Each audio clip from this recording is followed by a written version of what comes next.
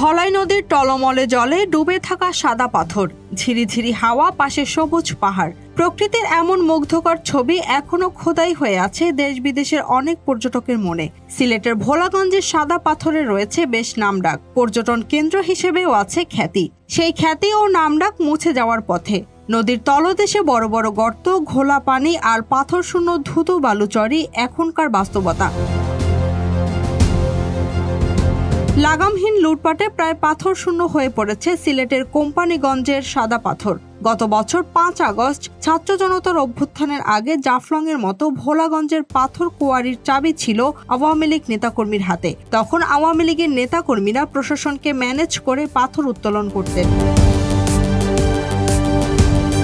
আওয়ামী লীগ ক্ষমতা হারানোর পরও পাথর লুটের ধারা বন্ধ হয়নি। উল্টো বিএনপি সহ প্রায় সব রাজনৈতিক দল পাথর কোয়ারি চালুর পক্ষে অবস্থান নেয়। সরকার ইজারা বাতিল করে একের পর এক অভিযান চালালেও সব দলের নেতাকর্মী সে সিদ্ধান্তের বিরোধিতা করে আন্দোলনে নামে। এমনকি বিদ্যুৎ, জ্বালানি ও খনিজ সম্পদ উপদেষ্টা মোহাম্মদ ফাউজুল কবির খান এবং পরিবেশ উপদেষ্টা সৈয়দা রিজওয়ানা হাসান জাফলংয়ে গেলে তাদের গাড়ি বহরে বাধা দেওয়া হয়।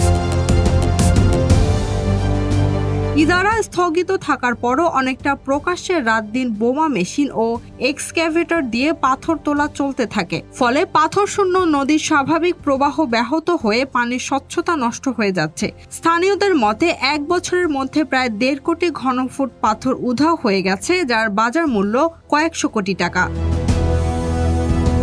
Z news, Dhaka.